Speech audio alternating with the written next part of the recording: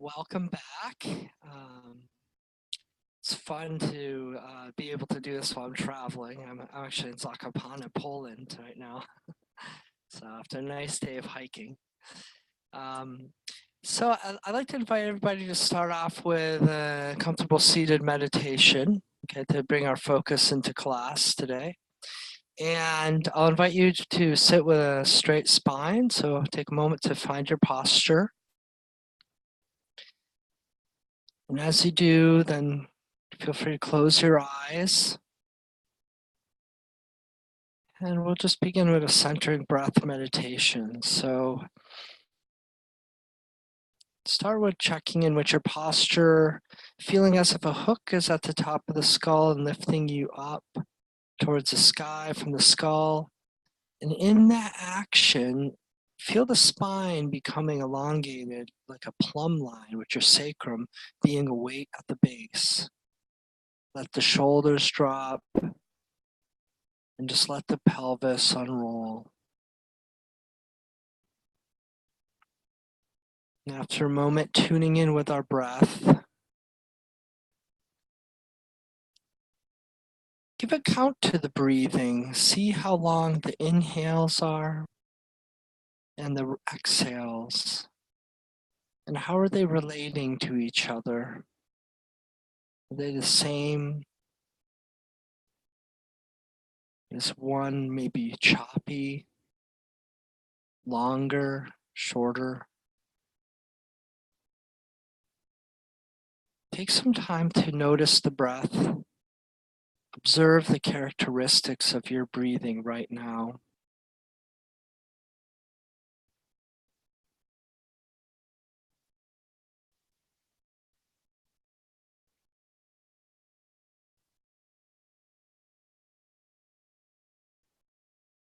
As you investigate the characteristics of your breath of this moment, I'll invite you to then begin to explore the touch of the breath inside, outside your body. See where it's most prominent or at this moment easiest to focus upon. Do you notice it contacting the nostrils, perhaps? Maybe in the throat. Maybe in the chest area, the area of the lungs and the ribs.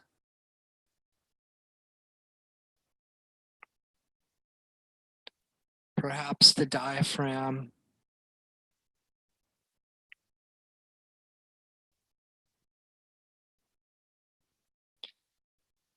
Perhaps the belly, the pelvic bowl.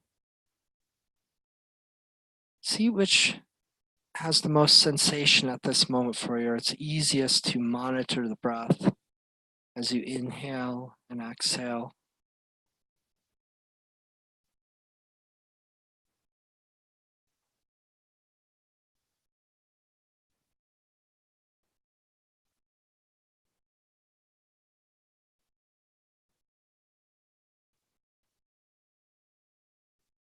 Observing the breath while simultaneously observing the sensations of the breath, touching in the area that you chose. Let your mind settle, concentrate, becoming clear.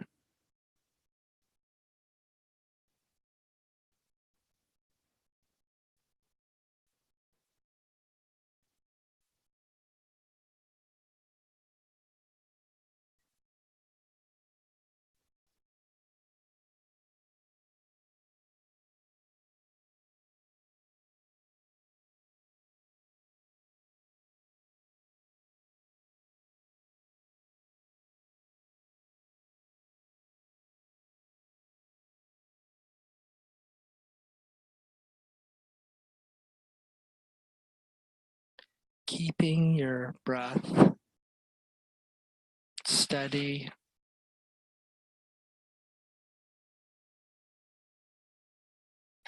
Continue with this observance for some time.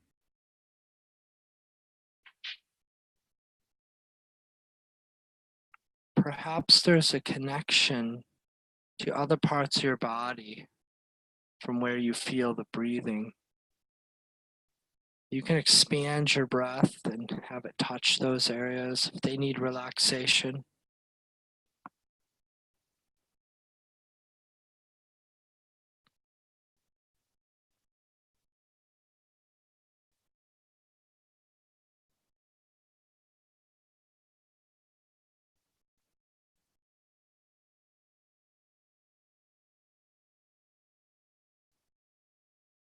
Now, I invite you in the next minute to keep this presence of awareness. And after the next few breaths, begin to slowly open your eyes to become present in our class tonight.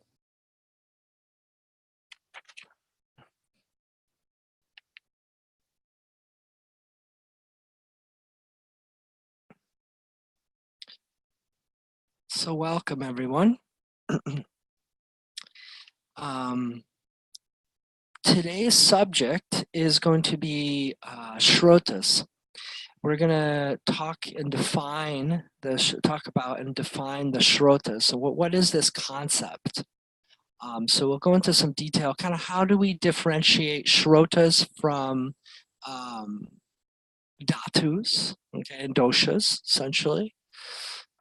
If you really look at Ayurvedic anatomy, it's a journey from consciousness to doshas, then to dhatus, and then the dhatus to shrotas. And really, when all the shrotas come together, we have a human being, right? And for that matter, really, any animate being, you know, whether it be a plant, etc.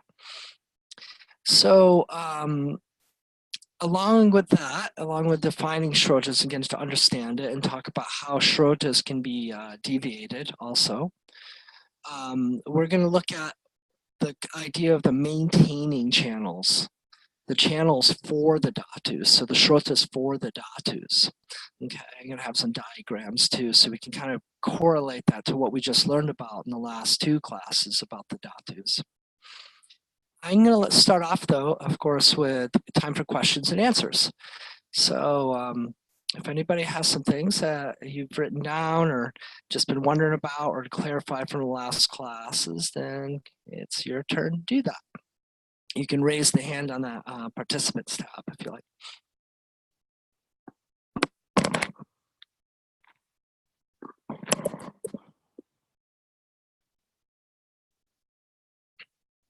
Bridget, go for it. Hello. Hello. So I just kind of had a question about things that you would see as you're starting to heal the body. So I've been working with malabsorption, and it's a long process. And sometimes I wonder if I'm on the right track. So I'm trying to look at the subtle things like fingernails and toenails, and I'm starting to see some small shifts there. You know, like the nail bed's getting clear, the ridges on the fingers aren't as prominent, they're still there. You know, those things that you would want to be tracking to make sure that things are moving in the right direction. Is that a sign that things are moving in the right direction? Yeah, okay, so good question here. So now everything we look at, signs, right? Because you're talking about that, as well as symptoms. Well, signs, let's say signs, is going to have a certain time frame, whether you're well or improved or not. Okay, that's one thing to remember. So that's one. Number two is your symptoms are going to shift and change, and that's a much quicker process. Okay, that's one thing that's very important too. Number three, the ultimate reality of it actually healing. So that has its own time. So we're always balancing those three things. You know, if you happen to be the client and the practitioner at the same time, like it sounds like it's hard. Yeah, then one has to find what is the reality that's really happening, okay? how can you understand, is it really happening? And then how do you feel? Because ultimately that's the most important thing. That's subjective, right? And then objectively, you're observing these signs, right? As new Ayurveda students are like, oh no, oh, I got little things on my fingernails. I Yeah. have my tongue, right? Well, here's the thing is like in the next segment that you're going to do clinical assessment, what we talk about is the tongue usually takes maybe 3-4 months to change, whether or not you're better already. Okay, so that's an important thing to remember. Next is like your fingernails, that takes a bit longer. That could take 6 months. So it may have been something 6 months ago that you're still seeing on here, but it's not real anymore. Right? So Mhm. very, very important. So don't wait on your fingernails to change, your tongue to change. Importantly is, how do you feel? Is it Okay. feeling better? Now, something like malabsorption, this is a tough thing because malabsorption can be malabsorption of what?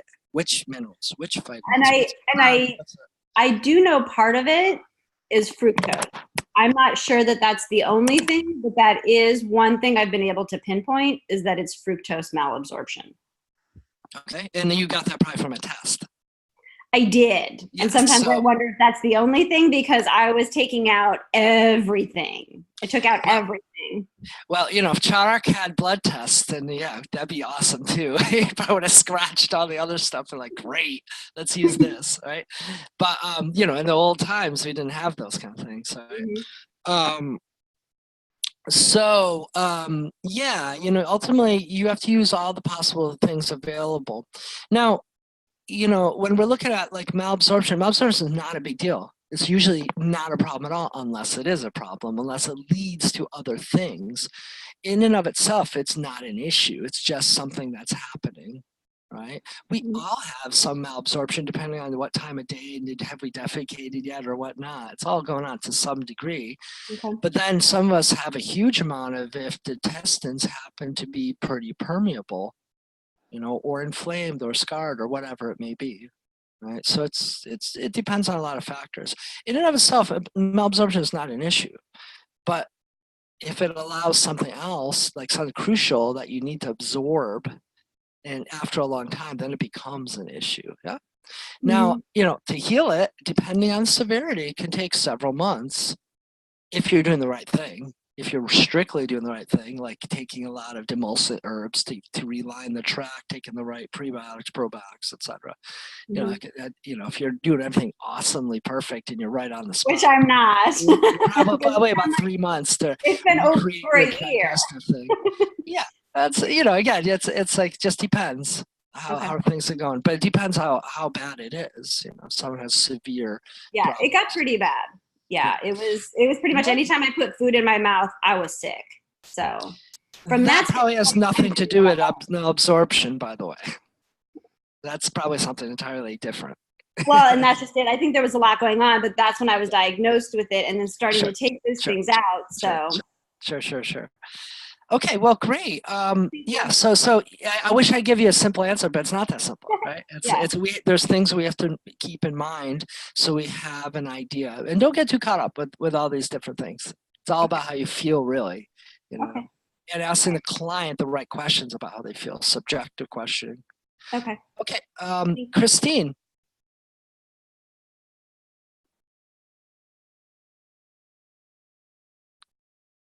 Christine, your turn. Of review questions and then a couple of questions about the homework. Sure. First, I was wondering if you could just review the tastes of each of the doshas, The because I get the tastes. I get different information from different places that I read, and then also the gunas of each dhatu. Oh, they don't have any exactness to any of that. Like there's no table that just says that. So it's really an interpretation by what people feel. But what do you got? Like, what's your question about that? So, I mean, you could taste your blood and it would be salty and it would be sour. And you're breaking For up. pitta, it's sour, pungent, and bitter. Oh, are you talking about the doshas or the dhatus? Both. Well, doshas are easy, right? Those Those- are easily lists. Yeah. Like pitta will be sour, right? It's going to be pungent. It's going to be salty to some degree, right? And the opposites balance it. The other tastes balance it, right? Yeah. And the So vata then and would kapha be sweet and salty? yeah, kapha would be salty. Kapha would be sweet, right? But it's basically any of the tastes that will increase kapha. It'll be sour too, to some degree. Any of the tastes that increase kapha will be what we're speaking about, and the remaining taste will balance it, like pungent, bitter, and astringent, right? Mainly because of the elements contained in there, in those tastes. And vata, of course, vata would be you know, the vata is an interesting one when you're talking about, but balancing taste, the vata, let's say, would be sour, pungent to a very small degree, sweet, of course, salty. Yeah. Yeah. Now the So they can vary dhatus, and overlap. yes, but I mean those are the classic ones for the doshas. Those are things that'll balance it, right? And the remaining flavors will imbalance it 2 degrees. Sometimes, like for instance, with vata, pungent will initially balance it, but then it'll shoot it off eventually if you take too much of it, right? Dhatus, again, dhatus, due to their doshic contents, they will be aggravated by the taste. So like for instance, rasa is mostly kapha. So what aggravates kapha will likely aggravate rasa. Whereas, you know, rakt is mostly pitta and so on and so on. You follow kind of like the methodology there? But there isn't, you know, I wouldn't say Yeah. there's an exact chart of like this is this, and there never should be because why am I saying that there never should be is because you can have a dushti of any of your dhatus. It could be some problem of the dhatu, and thus you need to use the corresponding gunas. You need to use the corresponding things to balance it, so it can't follow rules. So, for instance, if rasa is deviated by vata, say the dry guna, right? Then you don't want to give things that are dry, or let's say dry isn't that great of an example, but let's say it's vitiated by vata. You may not want to do certain things like sweet, or you know, you'd want to use sweet in that case if it's deviated by vata, but for the nature of the tissue, since it's a kapha usually tissue, that's not going to balance it, right? You understand what I mean with that? Okay. So So that's it's why more we like don't a have a gunas and less chart. about being locked in. Yeah, there's like if everything's perfectly fine and it has its normal kapha nature, then too much sweet taste will probably shoot it off before too much astringent taste, maybe. But all of those will imbalance it if done in extreme. Yeah. So that's why we don't have charts for that, because if you did, then you'd be just always like, oh, I gotta stick to the chart, and everything would be a mess. Because that's not the approach. Okay. Everybody kind of follow that because it's important to see. You know, it's an advanced question, but in a way, but each dhatu has a proclivity towards a certain dosha. You know, because of what's the contents, or 2 doshas. You know, sometimes all 3. But the important thing is you wouldn't try to use taste to nourish it unless there was some kind of imbalance going on. If there's an imbalance, then you're going to use the opposite of what's imbalancing to balance it. Yeah. Okay. And that's again why we don't have charts for it. And gunas, same goes with gunas. I mean, each dhatu has gunas that describe it in its optimum, which I went over in the last 2 classes. But you are going to be using the opposite gunas of what's in balancing that dhatu you're targeting. Okay. Make sense? Yeah. So if you see charts out there, know they're a very limited use. A little bit, because for example, I had a case for Meta Kashai, and I struggled with, it was cracking joints, and I wondered because the meta dosha is kapha. The cracking joints I thought was vata. So I decided to stick with the aggravated dosha and treat with the sub dosha. And then when I was thinking of the gunas and treating with the opposites, I got a little confused. Sure. So I wonder if you could maybe go through one of the homework questions, like how you would break it down with the key questions to ask, and how you would break it down into the doshas, subdoshas, and gunas. Yeah, so using your example, okay, so cracking joints, okay, luckily a very minor thing, you know, it's just the vata is spreading and it's finding a site, okay, and the site happens to be a joint. Now joints can be a couple things, right? They can be which dhatus, they can be they could be all of them, but mainly they're going to be asti, right, the skeletal system.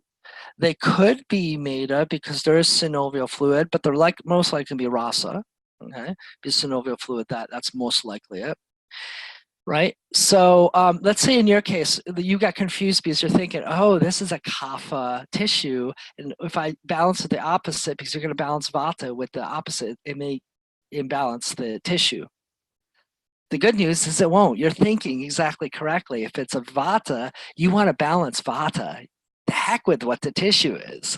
You want to balance vata first and foremost and restore that tissue to its best state. You know, now if you keep going and the vata, say the joints aren't cracking anymore, everything's going great, you've controlled vata, you keep giving the same substances for years on end, well, then yeah, you'll probably get a kapha imbalance going on in there. Make sense? Yeah? Does that make sense? Thank you. Okay. So what would be your key questions for something like that? So, I mean, first of all, you know, the questioning for that is, since it's a simple symptom, is just, again, when did it begin, right? And when, you know, how long have you had it? What areas exactly? Which joints? Is it all of them? Which ones, right?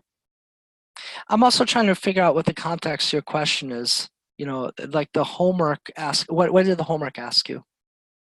The particular one that you want to know about. It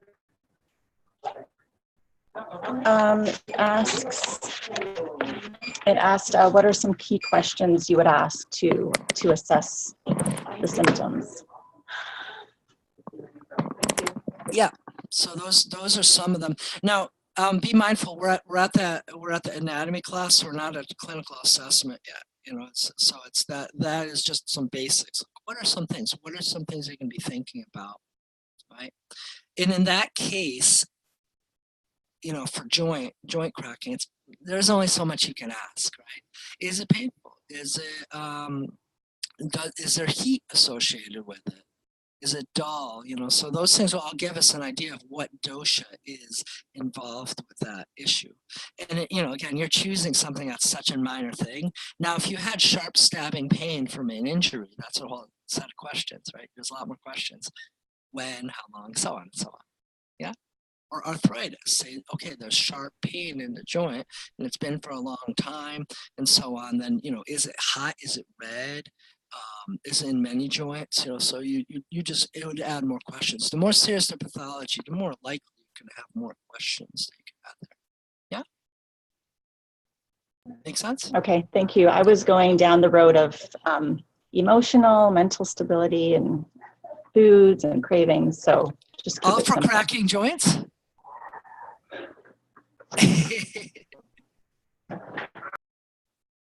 Yeah, so don't overthink things. If it's something really small, it's not an actual real disease or anything, you know, don't overthink it. Don't overthink it.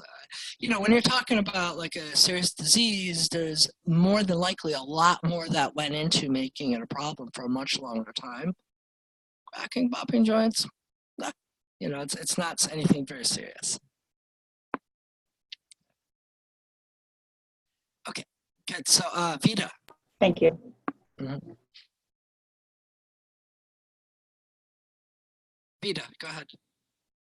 So this may seem like a very simple question, You're saying, for example, the cracking joints, as an example, and that's Vata. Then you said balance Vata.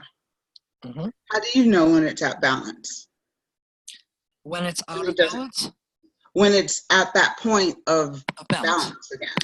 symptoms go away. Okay, all right. So, That's simple. it is. It really is. You know, it's in a sense like let me give you a little more information though. It's a great question, and it's simple, but it could use a little help to more information. So first and foremost, when the symptoms go away, you've done a great job. But later on in clinical assessment, next module, you're going to learn about what's called samprapti. Okay, so for you to have symptoms outside of the main seats of the doshas, that means that you're at least in the third stage of the disease process. When you're in the first two stages, or if it's kind of hiding, it's not currently up, what would be called the nastai dhatu, then you may still have the roots of the disease there, but it's more or less asymptomatic, okay? So that's the more complex, the more advanced answer to your question. So you may be asymptomatic, but things may be lurking there. And Ayurveda can even be aware of that and can help you cut that to the root. Yeah? But good, thanks for asking that. Regina. So since we're talking about cracking joints, it's really funny because mine have been popping and cracking. It's really funny. And I had other symptoms. My spacey Vata personality comes out. I am Pitta Vata. Mhm. I'm very Pitta and with Vata, but my Vata was high and I had a lot of cracking. Like every morning, like I get out of bed, the first 10 steps, you hear popping and cracking. Mhm. I started doing some balancing for the Vata and Mhm. I don't pop anymore. Yeah. Yeah. So that's, that now that's like, it's great that somebody asked that. It's actually confirmation for me. Yeah, sure. It's again, like it's not an extremely difficult thing, but it is, a little bit down the line of samprapti, as we call it, like, pathology. It's like the third stage. Not a big deal. We're all probably at third stage or higher. It's like that's just the normal thing. But Right. okay, good. Okay, it looks like everybody is kind of finished with that. So let me go ahead and start with the material. So shrotas. Let's define the word. Shrota is one, and shrotasmi is many. Okay, if we're talking about plural, let's say. It's a Sanskrit word, and literally means a stream or river, channel, pathway. And we can also say system, too. All right? Essentially, all connectivity in the body has a shrota. Anything that goes from one place to another that can move towards something else has a shrota. Okay, it's important to remember that the word shrota is thrown around a lot in Ayurvedic texts, and it refers to really any connectivity, anything that is connected. Okay. Now, for the West, if we're looking at Western anatomy, we're going to look at some kind of channel that's funneling some information, some substance to nourish something else. That's really what we're looking at. And in the West, the best thing we really have is systems, right? When the body's in Western anatomy, it has 12 systems, right? And there's more to come. Probably in the next 4 or 5 years, textbooks will catch up with all the new information, and you'll see these combined systems or new systems, fascial, system, and all stuff. So I wouldn't doubt that in the next decade we're going to be, having a lot more than 12 systems to memorize in Western anatomy classes. But for right now, they keep it with the standard. So if you're thinking about systems, you're thinking about the bigger, more generalized idea of shrotas. Right? Let's kind of like talk a little bit deeper about this. I'm going to give you a couple little angles to view this concept with. So shrotas are classified according to their association with different structures and functions. Okay. In the previous classes, I've been building upon this theme. of function and structure, right? Structure related very well to the concept of dhatus.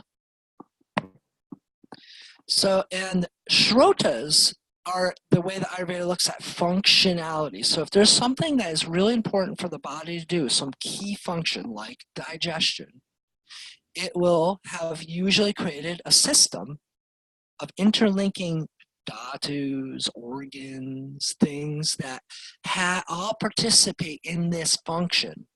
And in my example, I'm using digestion. Thus, that would be the Ana Vaha Shrotas, or digestive system, like in Western anatomy.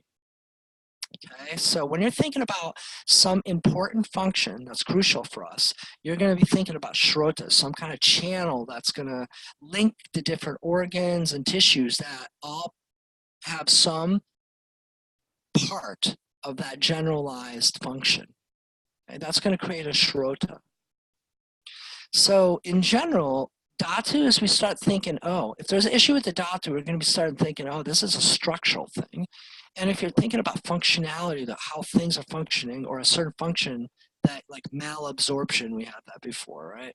So it's not absorbing. Absorption is a function of the digestive system. So in general, you're going to think this is a digestive disorder. It's a digestive system disorder, okay? So a specialized functional unit, this is a nice definition, a specialized functional unit containing related dhatus and organs, okay? If you want a pithy definition for a shrota, I'll repeat that again, a specialized functional unit containing related dhatus and organs, really, to perform that specific function, right?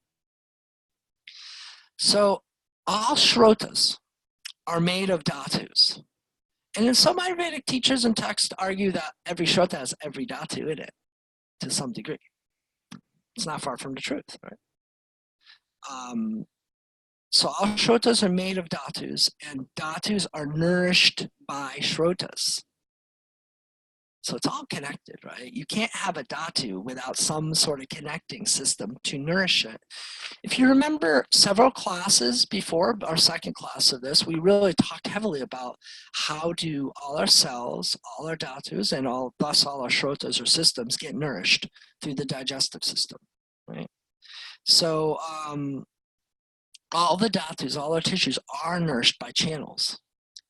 And in this class later on, we're going to go over the channels that nourish the shrotas, right? And the channels that nourish the dhatus, each one of them. Now, does that make sense? All those kind of different pieces I made. Any questions so far about the concept of what a shrota is?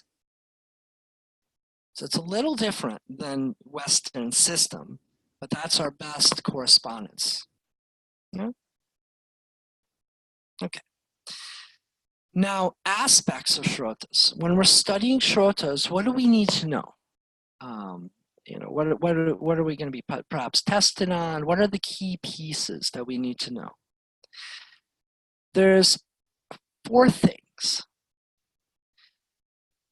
First, Ayurveda is going to have these 4 pieces for any shrota system that they're going to speak about. They're going to talk about the mula, the marga, the mukha, and possibly the organs, if there are organs related to it. Okay? So the mula is defined as the functional root of the shrota. Could be the beginning, but essentially it's the key piece, a root of the shrota. The marga is the way that things move through it. It's the passageway or passageways. Some shrotas have a few different kinds of passageways. The mukha means mouth in Sanskrit. So the mukha is the outer or inner, depending on where it is, or interconnector. Okay, it connects with the outside of the body, the inside of the body somewhere, or it connects to another shrota. It's the kind of connection valve, let's say. Okay, and I'll give you several examples as time goes on about those. So mula, meaning root in Sanskrit, again, is the functional root of the shrota. The marga meaning road in Sanskrit or pathway. It's the passageway of the Shrota. And Mukha is the mouth or outer, inner, or interconnector of the Shrotas. Okay, those are three key pieces. And the last fourth piece, which is commonly in Shrotas, are organs that are associated, specific organs that are part of whatever function that the Shrota performs. And I'd say the best example of that, for instance, would be like liver and pancreas are organs that are associated with the digestive system, or in Ayurveda, Anavaha Shrotas. Kidneys are organ associated with the urinary system, or Mutravaha Shrotas. Okay? Heart is associated with the circulatory system, or Rasavaha Shrotas, or Rasarakhtavaha Shrotas. Make sense? Any questions about that?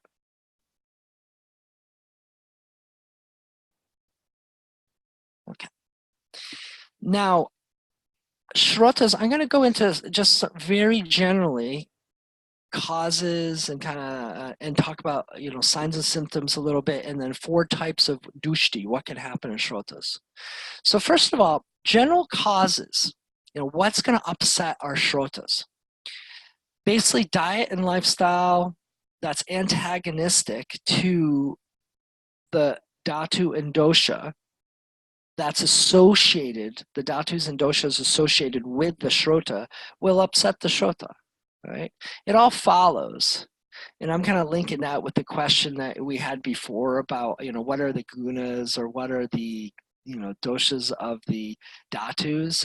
Well, it depends, right? So whatever key dhatus are forming a Shrota are part of its makeup, part of its functionality, part of its structure. And whatever dosha happens to have a proclivity for that, or is affecting that currently, that is going to antagonize the Shrota, right? If those things are having the problems. So whatever is going to affect that dhatu, or if the dhatu is affected and it is a key piece of that Shrota, then that's when you're going to see problems in the Shrotas. I want to make something clear, if possible, here, is that in Ayurveda, we don't often, like when we're assessing someone, it's very important to know about the dhatu that's being affected. And then from that, we then kind of see like, oh, that's the part of the Shrota, that's the important piece that I need to work on, because there may be a lot of dhatus, and usually are, in each of the Shrota or systems of the body. Again, using digestion as an example, the digestive system is going to have rasa rakta. It has blood and circulation in it, right? It's going to have muscle tissue. That's how it moves things around. It's going to have nerve tissue, right? And it's going to have fat tissue that lines it, right? So depending on which tissue is being disturbed, you're going to see a more particular digestive disorder there, okay? If you have hypermotility, you're going to poop 5-6 times a day, that is probably going to be a mamsa and maja, a muscle and nerve issue. Those 2 dhatus in your digestive system will be affected. Yeah. Okay. And I'm going to give lots of examples as we go on, but I want to give you an idea of why I'm speaking about this. So general causes of disturbance of Shrotas are usually associated with whatever aggravates the tissues that mainly make up the Shrota, and basically what doshas are being aggravated in general. Now, one thing that's very important in Ayurveda, just like in Western medicine, is diseases are going to be often, well, not always, but often are classified by their Shrota or their system. If you open up a pathology textbook, a textbook of diseases, you're often going to find that it's structured, right? In the index, it's going to show that each disease is going to be under a certain system, right? And that allows for, like, for instance, if you've seen a specialist for any kind of disease, say you had a disease with your digestive system, you went to a gastroenterologist, right? That's someone who specializes in the GI system, gastrointestinal system, right? Which would be the digestive system, right? right? If you had, let's say, asthma, you know, and you had needed a specialist, you went to a respiratory specialist, right? Or in Western medicine, it would be called the pulmonologist, right? So diseases are generally classified, both in Western and Ayurvedic medicine, under the Shrota that it happens to be a problem in. So that's a tidbit of knowledge that's very useful to know. Okay? And often when you run across a disease, the first thing you want to think about is what Shrota is this disease mainly affecting? Now, I want to say that diseases can be multiple system, can have multiple systemic effects, especially more serious diseases. But oftentimes, there's usually one or two that are really a key piece. So examples like irritable bowel syndrome, Crohn's disease, let's say ulcers or stomach ulcers, let's say, GERD, gastroesophageal reflux disease disorder, right? Those are all under the Anavashrotas or digestive system diseases, okay? Asthma, hay fever, colds, flus are generally under the respiratory system or Pranavahashrotas in Ayurveda. Okay, that makes sense, that idea? Now, let's talk about what can happen. What are the deviations? What are the dushti, shroto dushti? What can go wrong with shrotas and how Ayurveda looks at it?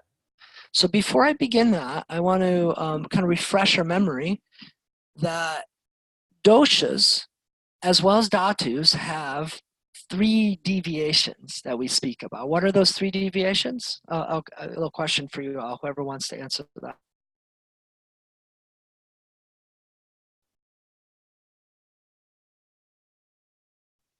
Yeah, Carmen, go for it. So this would be increase in the amount, decrease in the amount, or a decrease in the quality. So, yeah. Or some fluctuation of quality. Yeah. Yeah. Fluctuation. Absolutely. So So vriddhi, increase, kshai, decrease, and dushti, right?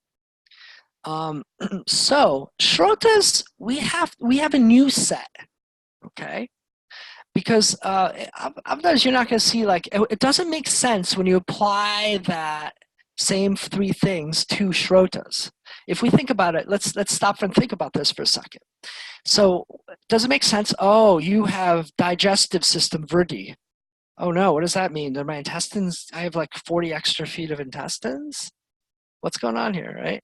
Or you have, digestive system kshai. Oh no, I lost my mouth, so it doesn't totally make sense. It's not that those concepts aren't easily applied to systems. Dushti, yeah, sure, you can say that, dushti can be, but vriddhi kshai, those are better applied to, some sort of substance, not functionality, right? Structure.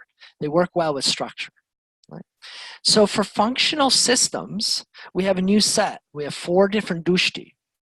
I'm going to say them in Sanskrit and I'll go over them. So first you have ati pravruti, which is overflow and excess. Flow. Okay.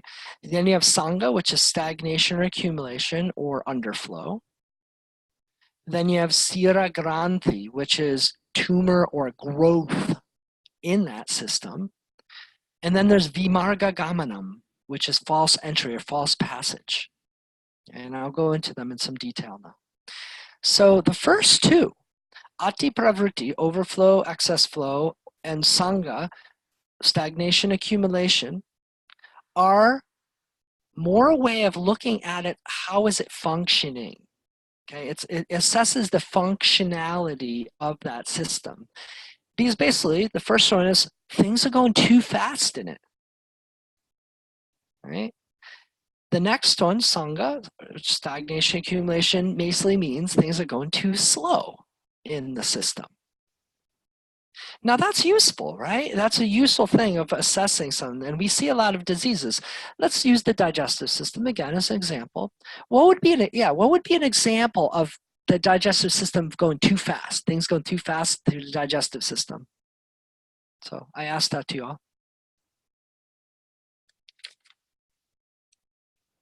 Vida, you want to answer that?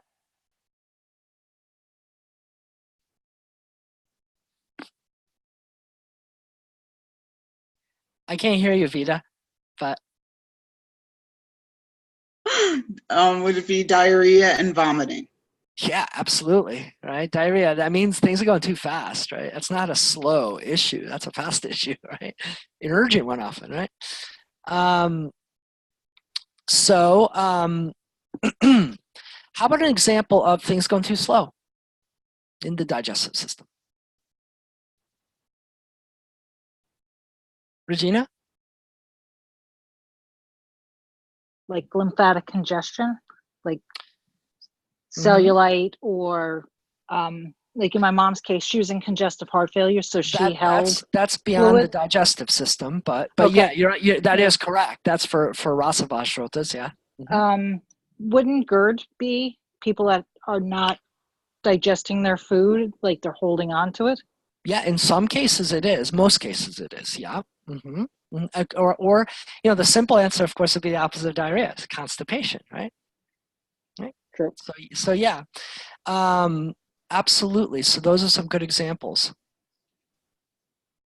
Now, those are very important. In almost all issues, we're going to have some sort of functional issue, right? We're going to have things going too fast or too slow. And that's going to be a key sign or symptom that we're going to be looking at, right?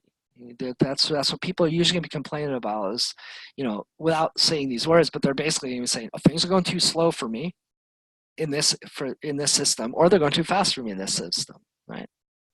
Of course, they're not going to say that, but we're going to be thinking. We're going to try to assess: is it going too slow or too fast?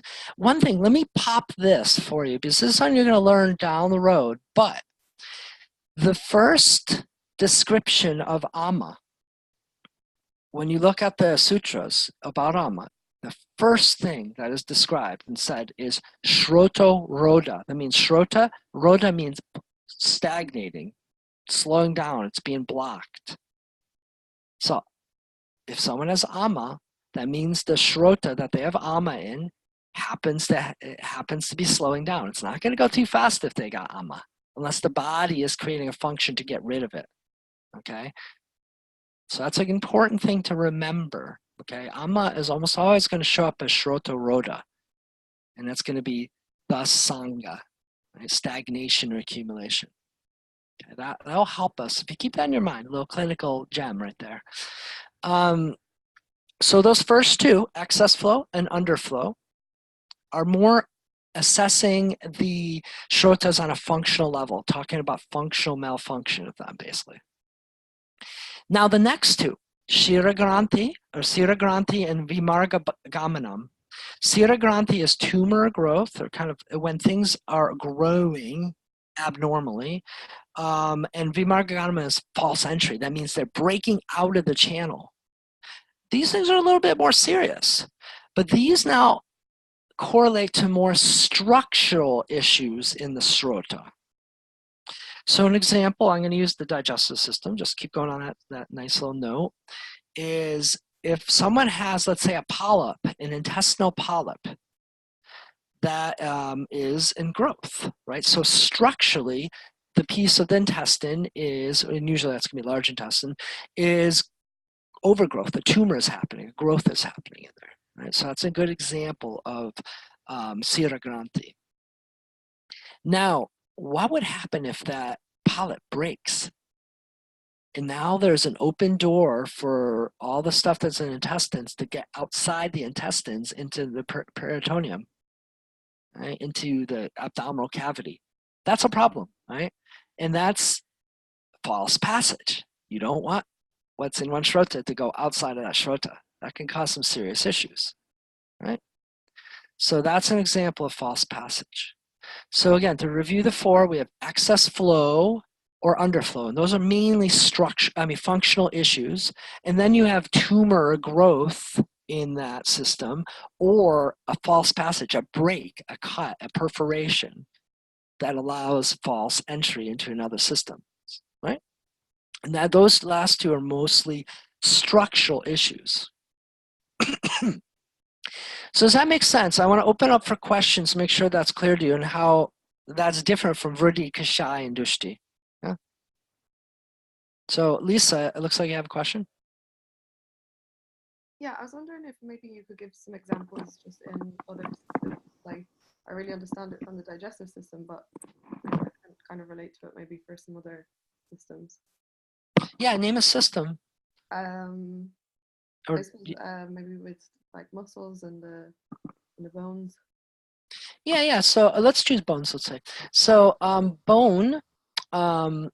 Now bones are pretty fixed. So how are we going to have overflow or underflow? Well, you can have ama that kind of blocks the nourishment for the bone tissue. Let's say, right? And that could actually lead to a malnourishment. It can slow down the flow of nourishment to it. Okay, so you're not producing bones as fast or repairing bones as fast as you should. Okay, now excess flow with it is things aren't staying there. They're kind of channeling through, but they're not being absorbed properly. And that could, in some cases, be like osteoporosis. Right?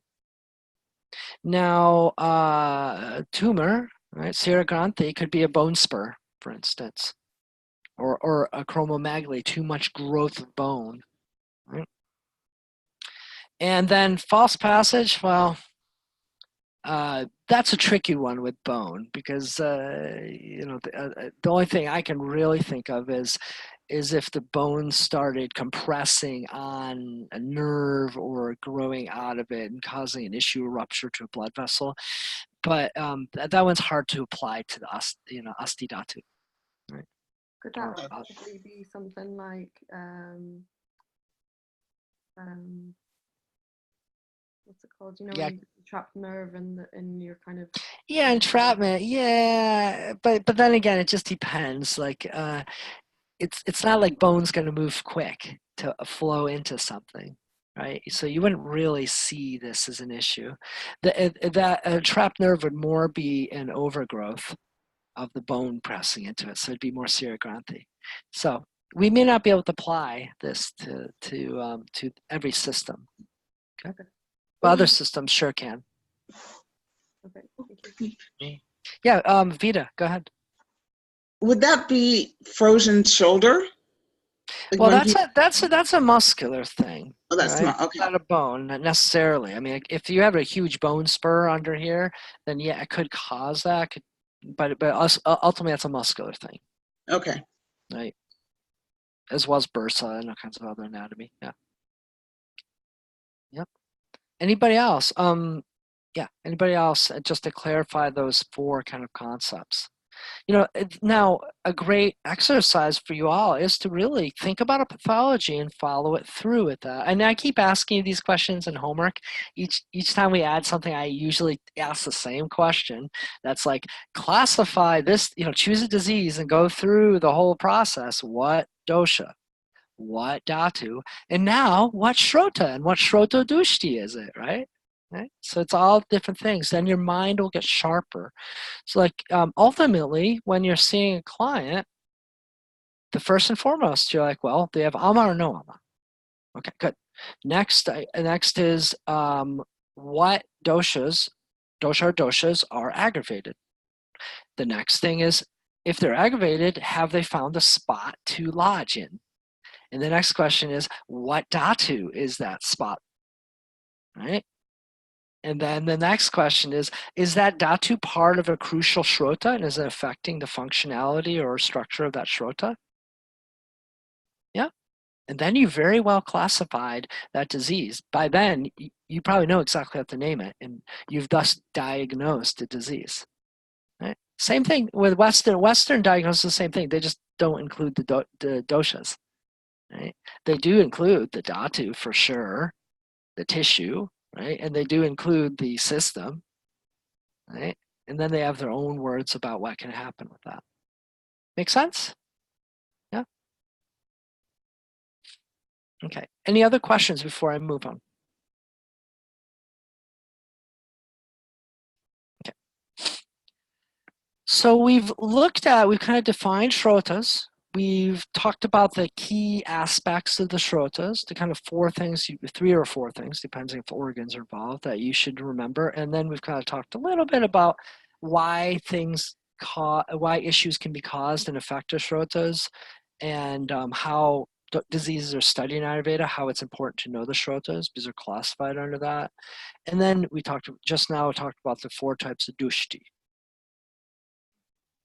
And I warn you, if you don't ask me a lot of questions, we're going to run out of material. So this is I want to make sure questions come up. We may have a lot of time at the end. So let's now go into the 7 maintaining channels, or 7 maintaining dhatus. And let me give you a little background. In general, there are, depending on different texts and so on, there's going to be 3 intake or receiving shrotas. Okay, and those are usually at the top of the shrota list, such as pranava shrotas, ambhuva shrotas, and anava shrotas, right? The respiratory system, the digestive system, and the water digestion system, or water systems of the body, which is something that's kind of unique with Ayurveda. You don't see it in Western systems. Then you have the nourishing shrotas, the shrotas, channels that nourish the tissues, and that's going to be rasava shrotas and so on, down to shukra and artava shrotas respectively. And then you have the 3 mala shrotas, or elimination channels, right? So shrotas are, and those obviously will be the purusha vaha, mutra vaha, and sveta vaha, basically feces, urine, and sweat. Okay, so that's the way Ayurveda generally classifies shrotas: as the intake or receiving, the nourishing, and then the excretory. Now there's other shrotas too. There's, I would say, 2 more that you want to add on to that general classification is going to be the female special shrotas, such as Rajavaha shrotas and Stanyavaha shrotas. Rajavaha shrotas being menstruation, and Stanyavaha shrotas being lactation shrotas. Right? Now, Rajavaha shrotas doesn't always show up on the shrotas lists. They just kind of tag it on with rasa or artava. And then there is the good old Manovaha shrotas, which is the channels of the mind. Right? So generally classified, there's the 3 intake, the 7 nourishing, the 3 excretory, and then you got channels of the mind and then female specifics. Okay, that's the way Ayurveda likes to look at it. So let me see. I see a question. Carmen, go for it. I was actually just gonna ask what you kind of just touched on there, and then you just touched on it. So I was gonna ask why the srotas of lactation and menstruation are not, why are they separate, or why are they not put in with the rasa? Or so I'm wondering why it's different in different places, because, well, I guess because all Ayurveda seems to like to do that, but what is your thought process then on it being separate here but not separate in our dhatus? Well, again, you're talking about functionality. That's very important. That's why it's not talked about in the dhatus as separate, because they're functions. They're not necessarily tissues, right? Menstruation and lactation are functions. They're not tissues. So the artava and rasa make up, those are the tissues that make up those shrotas. Yeah? That those 2 are the structural component for, the key structural component, I should say, for that function. Right? And Ayurveda recognized women are special. Yeah. that's the best answer. Yeah. It's, well, I mean, men don't, well, it's arguable, can men lactate? Yeah, it's possible, right? It's like, And but nonetheless, lactation, menstruation are special functions that are women specific, right? So are they, I could turn back and look, but is the menstruation and lactation not the mala, but the apadhatu of rasa dhatu? Yeah. So they are, I'm just trying to, You're thinking it through well. yeah, I just really want to get it in my head, the difference between being in the shrotas and in The the dhatus. So let me help you here. This is a great question, and I think all of us are going to benefit from this. So what you're trying to toggle in your mind here is essentially you're trying to think the difference between structure and function. If you look at it from structure, stuff, Yeah. then you need to think about it as dhatus, because that is the tissues. okay. Right? If you look at it from functions, like if you're organizing your body by different key functions it performs, you're thinking about it shrotically. Okay. Yeah? Okay. You're thinking about system-wise. Yeah? And so that matters for treatment of things in general, as a medical treatment, clinical type thing more than anything else. It's Let me give you an following. example. I'll give you an example. So if you're having menorrhagia, you have too much blood flowing. It's a heavy cycle, okay? Menorrhagia, okay? Mhm. You're going to think about it as excess flow, right? Mhm. As opposed to Artava Dhatu or Rasa Dhatu Vriddhi, it wouldn't technically be that, yeah, Rasa Rakta Vriddhi, yeah. But more practically, if you treat it as the system, you would take that approach, and it's atipravritti, right? It's excess flow of that shrota. It's a little more conceptually easier to deal with, let's say. Yeah. Okay. Okay. These Thank are you. all concepts. We're talking. Remember, the human body wasn't waiting for us to classify it. No. Right? It is what it is, and it's all completely interrelated. But so that we can differentiate, treat effectively, we need concepts. Right? We need to mentally classify and then do what's best appropriate. Okay. Does that help you with your question? And hopefully that helps the other ones about understanding if you're thinking about structurally versus functionally.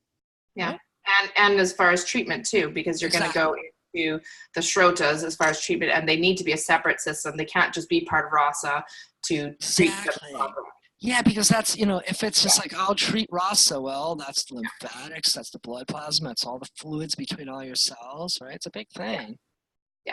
And it needs to be on its own for treatment. Yeah. That makes sense. But okay. And let me expand upon it, because this may help you too. Is if you're treating rasa in general, right? Will that help menstruation? Oh yeah, in general. Yeah. But if you want to get more specific, more targeted, then you want to think about treating the shrota, that particular shrota. Yeah. Right. Yeah. The stuff that's put, like say herbs and treatments that are classified under Rajava Shrotas are going to be much more targeted for that problem than they will for rasa. Okay? Yeah. Yes, thank you. Okay. Yeah, sure. And a great question. And this is stuff that I'm sure all of us are benefiting from here. So good. Thank you. Okay. Anybody else? We got? Good. So let's now go into the 7 dhatus again. It's going to be a lot of review, but now I'm going to add mula, marga, and mukha into the picture and some organs. Okay. So starting with Rasava Shrotas. Before I even go into the Mula Marga Mukha, when you're thinking Shrotas, remember, a Shrota is a Shrota because it's performing some key function. Right? So it's going to be the same functions as the Dhatus with the corresponding name. Right? So that's easy. Shrota and Dhatu of the same name, share the same function. Okay? So essentially, Rasava Shrotas are there again to nourish, to provide immunity, all the same stuff. I'm not going to review the whole list since we did that before. But Prinanam, nourishment. And funny enough, you can say Rasava Shrotas are the channels that nourish rasa. Okay? Now, the mula, the root of those shrotas. the right chamber of the heart, where all venous blood comes, is the mula. And then it's also said the 10 great vessels, the main arteries, let's say, okay, of the heart. Now, look at the wisdom in that. If you go back to class 2, okay, when we went over how nutrition gets from our digestive system, our intestines, to the liver via the hemopoietic system, and then what does it do from the liver? It goes up to the vena cava and into, well, through the lymphatics into the vena cava, that goes into, guess where? The right chamber of the heart. Wow, that's pretty brilliant, Ayurveda, right? That you notice that connection, right? Through surgery 3,000 years ago.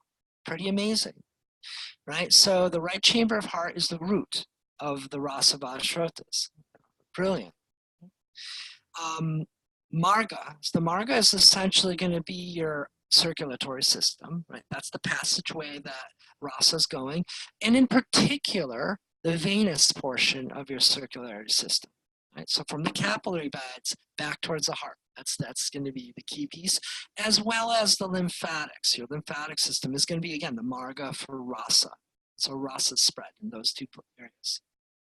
So the mukha is your arterial venous junction. That's the mouth, right? That's the opening inside your body in this case. It's not exterior. Inside the opening, mukha is going to be the arterial venous junction.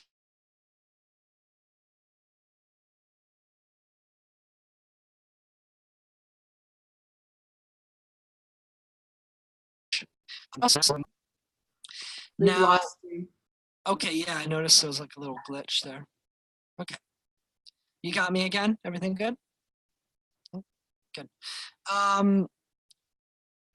Let me mention a little bit something here. So why do we have Mula Mukha Marga? Well, it helps us, again, fine-tune our assessment. Because if there's an issue, let's say in the arteriovenous junction, or if there's you have an issue with the right chamber of your heart, that's going to affect Rasa Dhatu. Right? So it gives us a little bit more clinical perspective, the way to refine and target these things. Like for instance, if someone has an issue with Rasa Vahashrotas and happens to have a heart issue, and that's why the venous circulation and thus varicose veins, for instance, you may want to target the heart for that a little bit. You may want to use herbs to target the heart to strengthen the functionality of the heart to deal with that venous circulation issue. Yeah.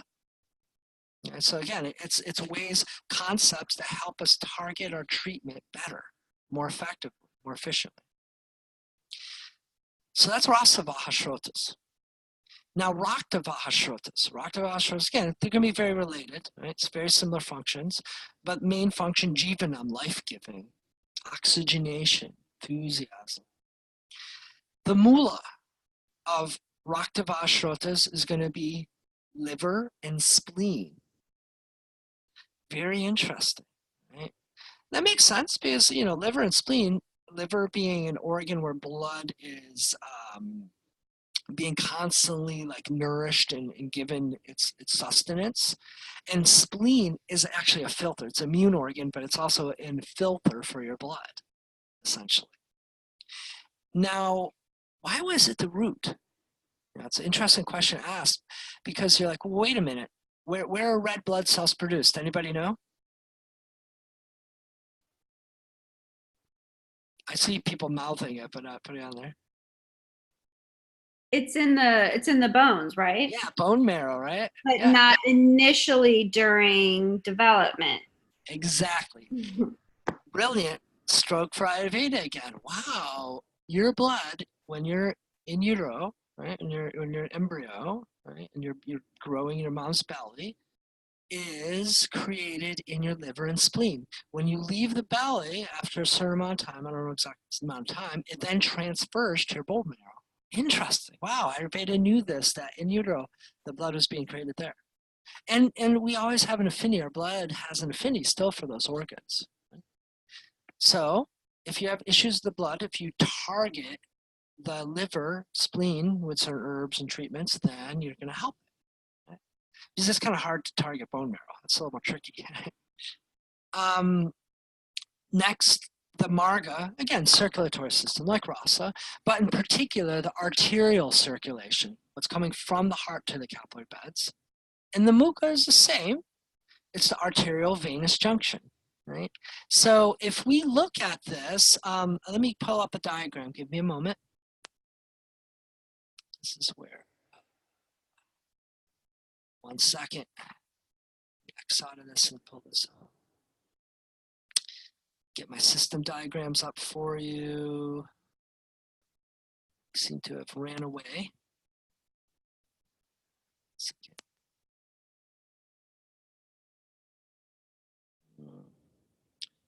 Get this one up again.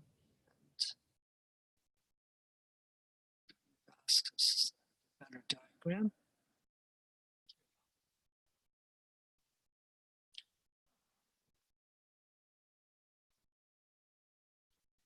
Give me one more moment and we'll have it up. Do a screen share. Okay. And here you should have it. Everybody see that? It's kind of small. Let me enlarge it. Oop, oop, oop. Stop the share for some reason. 1 second again. Okay. Just to check in, everybody see that?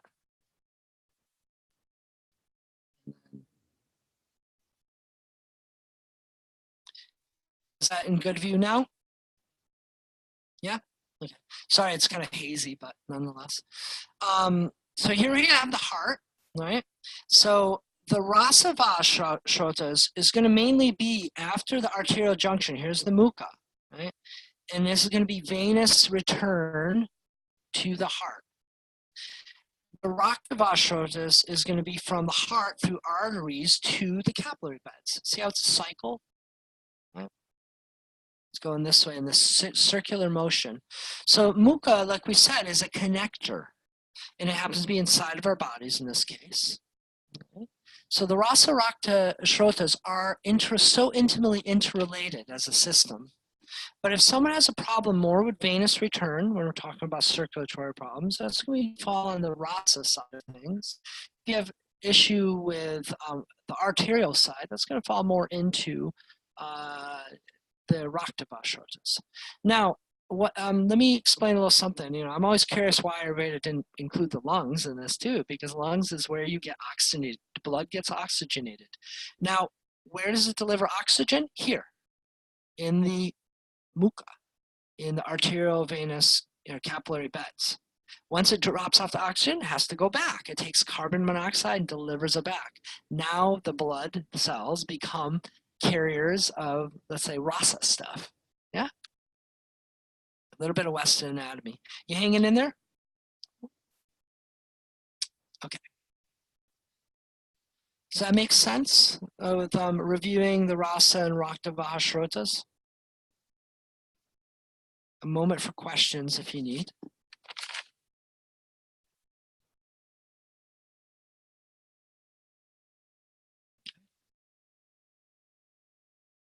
Okay, great.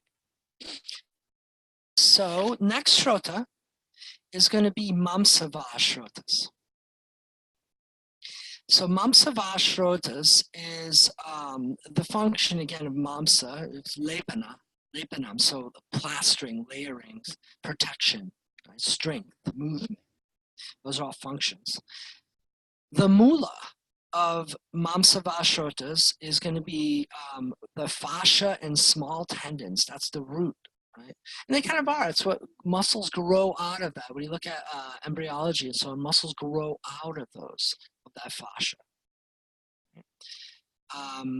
That also happens to be the upadhatu, right? So as far as upadhatus of the dhatus, that they're going to have a correspondence there. You're going to see it go. Now, the 6 layers of the skin are also the mula of the mamsava shrotas. Okay. So fascia, small tendons, generally the mesoderm. You're looking at that. And then the 6 layers of skin. Those are the mula, the roots. Again, clinically, this is significant because if you want to get to the work on the root, you can do massage. You can use oils that'll penetrate to the deeper layer of skin, not just the surface. And when you manually manipulate something, you're going to work on the fascial component. Okay? Or if you do yoga and you stretch, you're going to work on that and thus affect the muscles. Now, the marga is the entire muscular system. And that also includes the different types of muscles like smooth muscle, the cardiac muscle, as well as skeletal muscle. So involuntary or voluntary muscles. So that's the marga. And then what is the mukha? This time we happen to have an exterior opening, which happens to be the pores of the skin. Okay? Because what happens when we exercise, when we use our muscles, we sweat. The muscle excrete through the pores. Right? So that's the Mamsa Vahashrotas, the muscular system. Again, just to review, the mula is kind of the tendons, the muscles, small tendons and fascia. And then the 6 layers of skin, so like the deeper levels of skin. I'm going to show a diagram in a second. And that marga is all the muscles in our body, the whole muscular system, whether it be skeletal as well as those, I remember from last time, 206, right? Muscles, and as well as all the cardiac and involuntary, etc. muscles. And then the pores of the skin are the exit for it. So if you want to nourish your muscles, if you want to feed them directly, you put substances onto the body and you massage them in. That's why Ayurveda uses medicated oils, because it directly gets not only the rasa, because that's the top layer of the skin, gets into the deeper layers of the skin and penetrates and thus nourishes muscle tissue, right? Does that make sense for everyone? And again, a good reason of why we have this clinical information of the mukha. So let me take a diagram of the 6 of the skin layers. This is something I want to show you here. Let me move this around for a second. Okay, good. Everybody see this layers of the skin. Now, Western anatomy has recently not recently, but for a long time has talked about there are 7 layers actually that we give of the skin. Okay, I remember learning anatomy. It used to just be you just learn epidermis, the dermis, and then there's subcutaneous tissue and muscle and stuff like that. That's the basics right here. This is the more advanced, right? Stratum corneum, lucidum, so on. 1, 2, 3, 4, 5, okay, and 6. Right, and so on. Actually, by the time you get down here, you're getting kind of into different stuff. So the top layer, that stratum corneum, would be more associated with rasa dhatu, right? Whereas all the layers below that, it's more so muscle tissue, okay? All the way down to here, as we can see. Okay, just wanted to show you a little idea of the skin here. Any questions on Mamsa Dhatu or Mamsa Vahashrotas? That makes sense. So just to reiterate, I hope you're all seeing the value of learning that mula, marga, and mukha. The marga is kind of obvious for most of these, but the mula and mukha are useful information because then what can you target to treat this system? What's the easiest way that we can get medicine to it, and what kind of herbs, what kind of things can we do for certain organs, certain things, so like this top of the skin, to actually get to the system quickly and efficiently. Right? Now, Meda Vahashrotas. So essentially the fat system of the body. Going to be intimately related with muscle, right, as well as rasa. Now, the key functioning of Meda Vahashrotas is going to be snehanam, or lubrication.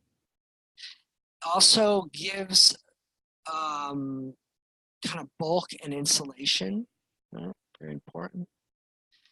So Medavashrotas, the mula, the root of Medavashrotas is omentum, kind of the fat that's stored behind the belly. And people always wonder, it's like, how come I kind of always start gaining weight there first? Now, why isn't it somewhere else? So no one can see. Right? And maybe the bottoms of my feet. That'd be nice, right? But no, it's omentum is the key. That's the root of it. Right? And then, very importantly, now we have an organ coming in here as a root is, or not an organ, but a gland, adrenal glands. Because there's an intimate connection between adrenal glands and fat. Okay, let me explain why that's put as a mula or root for the system. Well, fats are the base of all the hormones of your body. Important to know that. When you are under stress, good or bad stress, doesn't matter, the adrenals are going to secrete cortisol and adrenaline. If you're under extreme stress, you're trying to run away from something, it's going to produce adrenaline. And cortisol will be there too. Now, cortisol upcycles any other hormone or fats that it needs to create itself. That's priority number one, is survival. So it's going to steal good hormones or it's going to steal fats from the body. So the adrenals have a direct, high-speed internet connection right to your fat cells so that they can get what they need to produce cortisol and adrenaline so you can survive in a pinch. Okay? So very important connection there. And also, we do need to stress our bodies in a good way, let's say, to burn fats, too. The exercise is, hopefully, if it's done within certain parameters, it's good, beneficial stress. Right? So that's one reason why the adrenals get thrown in as a mukha. If some of you may have noticed, a lot of pills out there nowadays, pharmaceuticals, pills, etc., for dieting, etc., they target the adrenal glands to lose weight, to burn fat. Okay? It's like if you look into it a little bit, you're going to notice all those pills out there are basically ways that you can crank up the adrenals so you can utilize fats in the body. Not the greatest idea. It's better to do it naturally, but they do work on that same concept. Caffeine kind of works on that same concept too. For weight loss, it's used in a lot of weight loss supplements and so on. Now, the marga of the fat system is the subcutaneous fat. Everybody saw it in the last diagram I put up there on the layers of skin. There was that fat layers. That's the subcutaneous. Cutaneous means skin. Below skin fat. It's above the muscle, below the skin. Now, the subcutaneous fat is like a system that's throughout our whole body, and it's sort of the channel that the nourishment for the fat tissue and fat cells flow through our body and gets distributed where they need to go. So that's why that's considered the marga. And then we have the mukha, which again happens to be an external opening in this case, and it's the sweat glands. So our sweat glands are the external opening or the mukha for the Medavashrotas. Again, very important. If we want to modify the weight in our body, we do it by sweating. Right? Sweating therapy, so Svedana. Let's say in Panchakarma, you go into a steam tent, for instance. That's a way to get to Medavashrotas. Right? Herbs that can be applied through any kind of sweating, through saunas, etc., steam saunas, will get to the Medavashrotas. I see a couple heads nodding. I see a couple maybe slightly more blank spaces. Yeah. Questions? Make sense? Besides just going over a list with you all, I want to kind of give you an idea of why is it on the list. Why, what's the reasoning behind this? Because I remember when I first learned this, I was like, okay, I'll just believe it. But now it's like, I understand why it's put there. So I want to share that benefit. Okay, Astivahashrotas, the next one. So channels that nourish the bone. Function, same as bone, dharanam, support, right? Structure, protection of vital organs. These are all key functions of the shrota. Why it was created. So why do you have bones? Well, for those reasons. The mula the moolah of our bones, the pelvic girdle and the sacrum. Right? I'm really curious. I don't know, but I think I heard a while ago that these are the first bones to form in a human being in embryologically. I'm not sure. I'm not 100% sure about that. It'd probably be that or the cranium. So, and also this is kind of like the biggest, largest bones, more or less, in our body, right? Pelvic girdle and sacrum. This is a huge chunk of our bone mass right here. And it's a storehouse, a big storehouse for minerals, etc. Metals, all kinds of things there. So moolah. Now, marga, the marga is basically your whole skeletal system, right? All your bones in the body. And then the mukha is your hair and nails. Right? And these again are malas, the malas of the asti dhatu. So they show up again, and they happen to be another. It's an external opening for your bone tissue. So I'm not sure if I'm going to argue if by getting a manicure and pedicure that's going to nourish the bone tissue. I don't know if you can get anything into your nails to feed it. However, the hair, what you do put into hair and goes into hair follicles has a connection in Ayurveda to feed and nourish the bones. Okay? So that's an interesting piece. But nonetheless, the mukha, it makes sense, an exit, right? An external exit. This is where, as I said before when we went over the dhatus, these are the poop of your bones. They're bone poop, right? Essentially.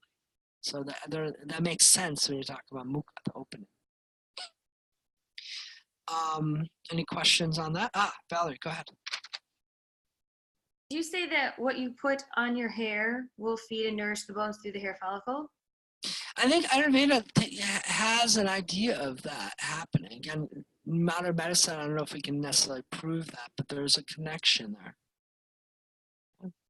I haven't heard of anything about the nails necessarily, but there may be some sort of things like that. But the hair, the most common thing is when you do Abhyanga and you're thinking about using Bringaraj oil and different oils to kind of that can nourish the skeletal system.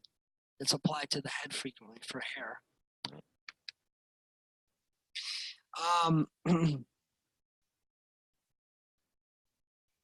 Now, okay, Valerie, you're done with that. So, there's our hand. Majjavashrotas. So Majjavashrotas, and this is the last of the shrotas I'm going to go over for today. These other ones we're going to cover in other classes. Majjavashrotas, puranam, to fill the space. Okay, very, very important function here. And it fills bone spaces because it is bone marrow too, as well as the nervous system. Okay, marrow inside the bones. Sensation, communication, learning, memory, coordination, all key important functions of the Majjavashrotas. The moolah of Majjavashrotas there's a couple of moolahs: brain, your spinal cord, and the joints. Okay, very, very important here. So brain, kind of obvious, right? As well as the spinal cord, because that's a central part, it's your central nervous system. Right? And it's a key piece to establish health and help, right? If you want to work with Majjavashrotas. Now the joints, very, very important too. Right? So the joints, applying oils to the joints will help with Majjavashrotas. Now, we can't exactly externally apply oils to our brain, right? But we can take things like nasya, right? Nasya, if you take nasal medications, that will oftentimes through our olfactory nodes, through aromatherapy, it'll get right to the brain sensors. But also a lot of what you apply into your nose can pass, has the best chance of passing through the blood-brain barrier. Okay. So that's another reason. So, if we want to affect the Majjavashrotas, well, let's target the brain, spinal cord via these kind of routes. Okay? I also want to mention, for some of you may know craniosacral therapy. It's not necessarily a traditional Ayurvedic thing, but Ayurveda sees like, wow, this is a type of body work that goes directly with working with Majjadhatu. It's very effective. Now, if someone has a Majjadhatu problem, doing things like craniosacral therapy, or synchronism, things offshoots of it, are very effective. Right? They go right to the root, the moolah of Majava Shrotas. Now, Marga. The Marga is essentially all aspects of your nervous system, whether it's sympathetic, parasympathetic, autonomic, piece of your nervous system, the central nervous system, peripheral nervous system, whichever classifications you want to use, but all aspects of your nervous system is the Marga, as well as bone marrow. And then Mukha. Mukha is synaptic space, so the space between the synapses in your neuves, in your brain, right? As well as the neuromuscular cleft. What's that? That's when the nerve touches into the muscle. That's the neuromuscular cleft. Pretty amazing. Okay, so why is this so amazing? So Ayurveda knew that this was a way that we can access Majapahla Shrotas therapeutically. Well, they didn't have neuroscience, they didn't have microscopes and everything. They couldn't see that neurotransmitters go across these areas. They knew that this was true in their own way, but they couldn't see it. In modern science, neurotransmitters going across these areas are what we therapeutically work with. If you look at any kind of medication for mental health, it's basically a modification like serotonin uptake inhibitors, SSRIs. What is that? Where does the serotonin get uptaked or blocked? Where? It's in the neuromuscular cleft or in the synaptic space of the nerves. So modern pharmaceuticals for mental emotional health, for nervous system health, for neurological conditions, target the synaptic space or neuromuscular cleft. Wow. Guess what? Through research studies on Ayurvedic herbs like Brahmi, Bacopa, right, things like that, guess what did they do? They target the neuromuscular cleft or synaptic space. Things like, let's say, Parkinson's disease, which is a neuromuscular cleft issue, right? The neurotransmitters getting over the neuromuscular cleft and make issues with muscles. Well, medications like Mucuna, basically Kapikachu, that's an herb, affects that area. Right? Brilliant. Ayurveda knew this ages ago, but they couldn't speak of it in that detail. So the mukha, and in this, it's internal, of course, the body, the synaptic space in the deeper nervous system and connections between nerves and the neuromuscular cleft. It's the mukha of the nervous system, or Majapahla Shrotas. Okay. Makes sense? And does everybody kind of understand why these are chosen? So we have a lot of time in class, and I've covered the systems. You've been very exceptionally quiet. So I'm going to leave it open for questions. So please, let's have some questions. I'm going to get to you in a second. So Regina, go ahead. What about you doing like Marma points? Would that help that Shrota? Yes. Let me jump ahead a little bit. Uma, in the next class, if y'all remember, next class, the next two classes are going to be a continuation of the Shrotas. But next class, we're switching around. It should have been class 8, but it's going to switch to class 7, is going to be the female Shrotas as well as male, Shukra and Artava and Raja and Mano, which is perfect because Uma's an expert in those. And Raja and Stanya Shrotas, and then Mano Shrotas too. Now, what you're going to find out in that class is the mukha, the exit or connector of the Manavashrotas are the Marma points. Right? So Marma points will work on a spiritual mental level, on an energetic level to go to wherever they need to via the Manavashrotas. That's how they work. Yeah. So, and that's also behind the idea of acupuncture. So this is more of an energetic instead of a direct thing. As we know, there isn't like some special tube that sends the signal to the organ or tissue, right, that you can see with a microscope. But it's an energetic thing. It's an energetic tube. It's like a nadi. Okay. Yeah? Hopefully that answers your question. Okay, Carmen. Okay, I'm wondering if you could tell me how you would differentiate between Rasa Mukha or Rakta Marga. So because they're both arterial and deal with the circulatory system, I know that the Rasa Mukta is the junction. But if you were viewing somebody with an issue there, would you basically treat the arteries and then it would work on both because they're both flowing through there? Or is this something you would ever be able to pinpoint? Well, just to be clear again, the arterial venous juncture is the mukha for both those shrotas and dhatus. Okay. Right. Thank the Lord. Okay, good. Okay. So Okay.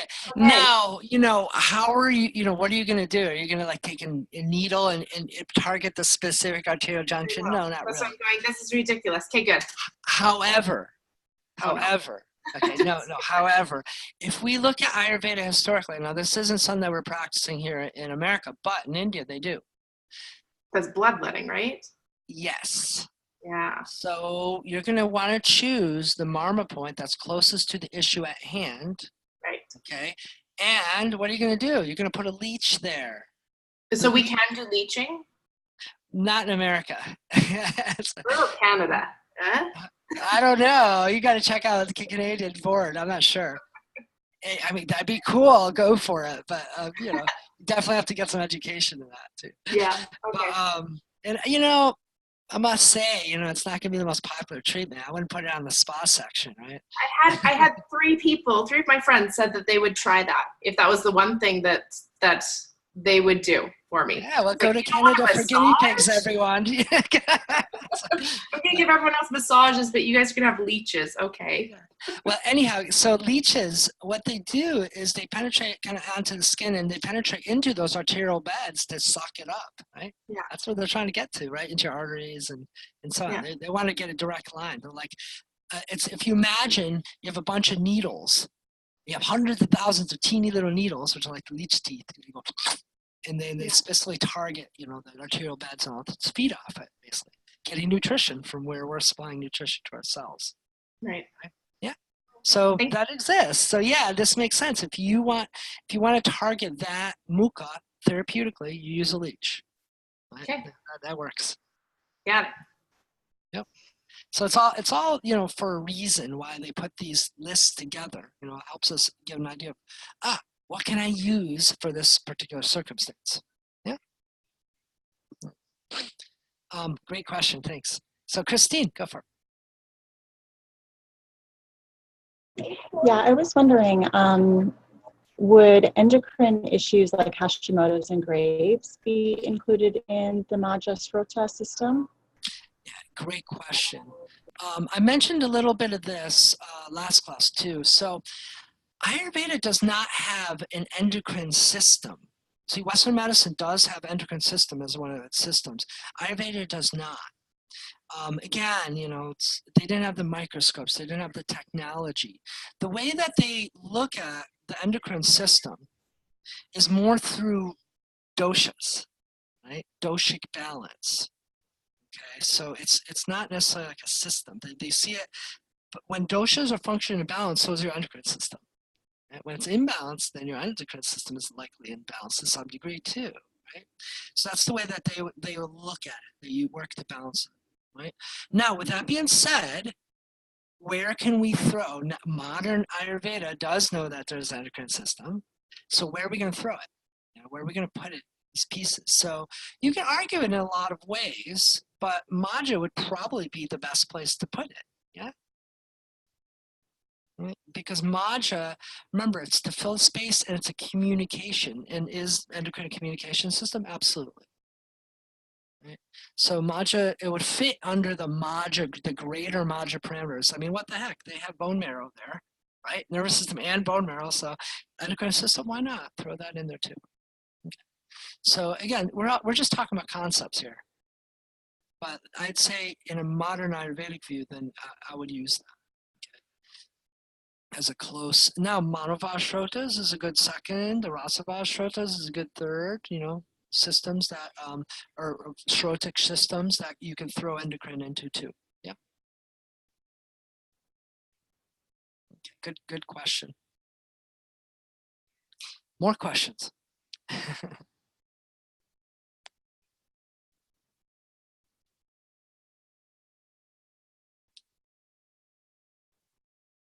I have a question. Yeah, go for it, Bridget. And it's just more to the fact that all of this is jumbling around in my head and it's very abstract. Mhm. How concerned do I need to be about that at this point? The jumble or the all this Yeah, stuff? that it's like there and piece of it, pieces Let me here. talk to that.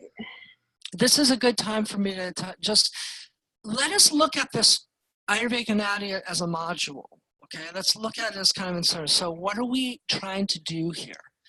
Essentially, you need to learn the foundations so that later on, when a pathology comes up that you're trying to work with, you know how to, you have certain concepts under your belt that you can intelligently speak, think, and apply your strategies, right? If you don't know these foundations, how are you going to apply a strategy? You're going to do this for that type of herbalism or this for that type of treatment, which is okay, but it doesn't work that great. What I mean is like, oh, for GRD, it's I'll just give Shatavari or something like that. It's like, well, yeah, okay, maybe, but but if you understand it, if you understand these concepts, then you can think through, and eventually it becomes second nature. You don't even it goes on automatically in your mind because you know it. But Right, you have to learn these basic building blocks and concepts, right. And the more that you know, the more you remember. Now, do I remember all this stuff and this goes through my brain every time? No, absolutely not. But as time goes on, with more and more experience, more and more comes through. That's why I love teaching, because teaching is the best way to learn. So I Right. kind of like, oh yeah, I remember I saw a client last week. Oh yeah, if I did their liver, that would really help with that, Mhm. issue. Right? So is it okay at this point if it makes more sense as I'm looking through my notes and able to like piece it together that way? Because that's kind of what because I mean it's like things are starting to kind of drop, like it's all hanging out here in the cloud and it hasn't dropped down to here where it's like, oh, I've got Of course. Okay. And it's not going to for a hell of a long time. Okay, good, because I'm starting to get a little like panicked here. Hey, look, I'm like 15 to 20 years down the road from where you are, okay? So it takes time. It takes a long time. Now, this goes back to like, how should you be studying? How many of you are note card people? Make the note cards for the Shrotas. Make the note cards for the Dhatus. Have them there, right on your wall. Have clients come in or people just saying, write it on your wall, whatever you need to do. It's like, just do it, look it over. And that's why I'm giving you these kind of, apparently silly homeworks, like take a pathology, think through all this stuff, right? It takes a while, right, to do that homework. It's not simple, right? It will be eventually, right? It's going to be almost instantaneous eventually.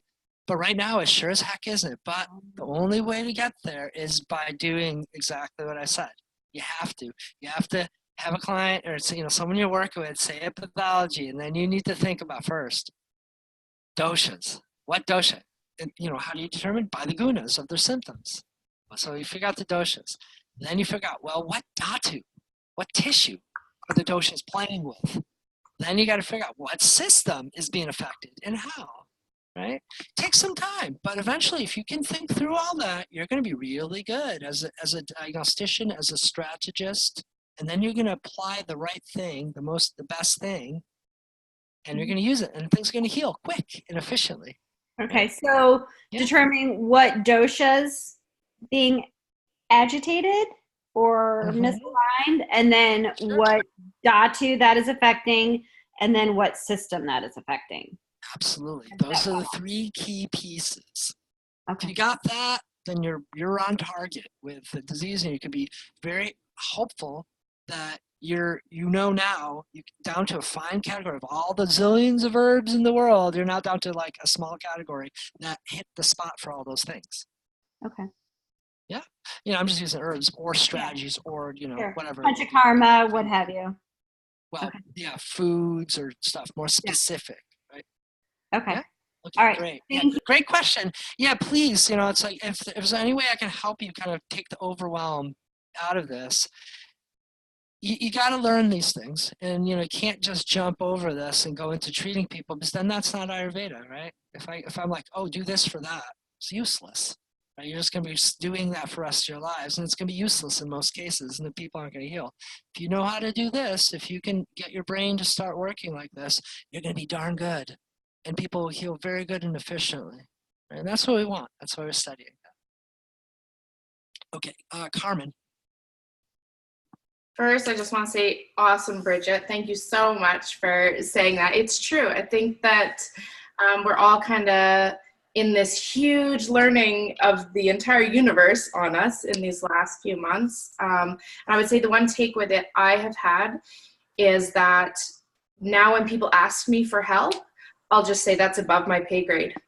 Like right now, I'm in the learning phase of everything. 6 months ago, someone could have walked in here with MS and I would have said, okay, let's see what we're gonna do. I'm gonna fix you. And it's just not, that's not reality. I need to learn this first. So now when people come in, like friends saying, please put leeches on me, I go, not yet. Eventually, but not yet. So I think that's Absolutely. awesome. Wisely said. Wisely said. Okay, and I must say, you're going to go through phases of that through your whole career, of when you're going to back off and then you're going to step back in, right? Because you're all learning, and we're always going to be learning. I'm learning all the time, and I'm fully aware that a client I may have seen 3 months ago is getting a very different treatment than right now if I've just learned and specialized in some certain pathology or system, right? I look back and like, oh man, I was in the ballpark, but I mean, we're talking about the football field here, as opposed to right on home base, right? As you advance, as you learn things, as you learn this better, instead of like shooting a ball in the middle of 100-yard field, it's the right field, but are you going to hit the goal or not, right? Eventually it'll go to the goal, maybe over time, but now it's like, I know where the net is. I'm going to shoot right for the net, get it right in there, right? And then it's going to work. So, don't worry, help people from what you know, but as time goes on, it's all just getting more and more accurate, right? More and more clear and accurate by it, right? You're honing in. Like today I was taking tons of pictures. Here's another example. Now, first let's say if I just want to pull out a camera, I can just do the generic mode and just hit auto. These days that's pretty good, right? In the old days you couldn't just do that. If you just pull out a camera and you just don't do anything, you snap a shot, you'll get a picture. It's really blurry. The image is, there's no theme necessarily. But if you sit there for a minute or two and you do all the settings of the camera and you choose your focal point and so on, beautiful. You get a nice picture, right? Same with Ayurveda and healing, right? So right now, you're all just snapping shots in the right, you're snapping a shot of a general scene. Eventually, you're going to be able to get depth and perception and the right focal points and all that, right? So it's a growth process. Okay. Put your hand on Carmen. So Lisa, go ahead. I was wondering with something like IBS, what's the tissue that's affecting? I know it's affecting. Yeah, great. These are good questions to think about, to help you think about and go through the process. So let's do that. Let's go through the process. I was just talking with Bridget and Carmen and so on. So IBS, irritable bowel syndrome. Okay. Now, first things first, do we know all the answers about this? No, we do not. Okay. It's not 100% studied. If it was, no one would have it, right? It'd be curable instantly, right? But it's not the most difficult thing to treat if you know where you're on. So let's think about it. So first of all, what's Shrota? Let's start backwards. Let's go Shrota. Digestive system? Yes, digestive system. So Anava Shrotas, right? It's going to be a digestive system because essentially, what is it, right? It's an issue of improper absorption.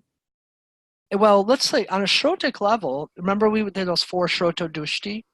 Let's say IBS is not always diarrhea and constipation alternating, but that's a common way that it's seen.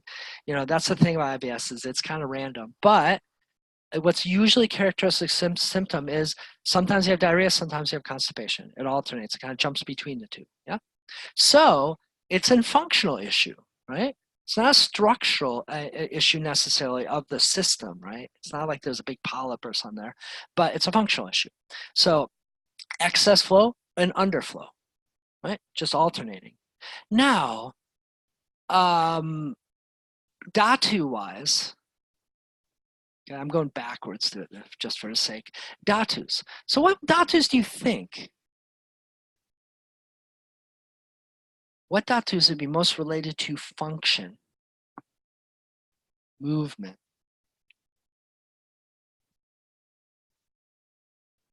Who'd like to guess on that? I was thinking maybe with Mamsa and Yeah. Leda, And what makes Mamsa move? the nervous system. Maja, yeah.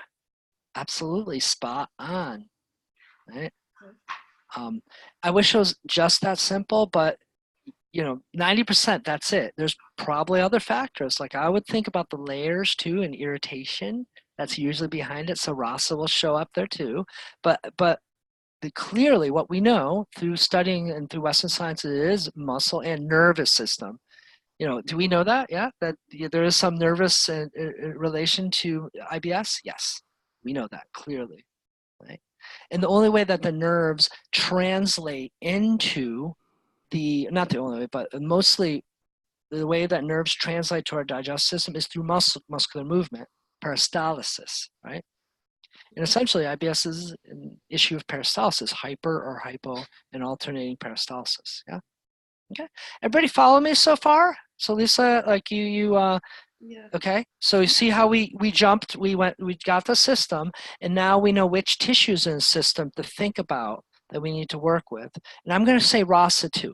Okay, rasa, technically Western, they're not maybe necessarily going to speak about it like that way, but in Ayurveda, I think we should consider that.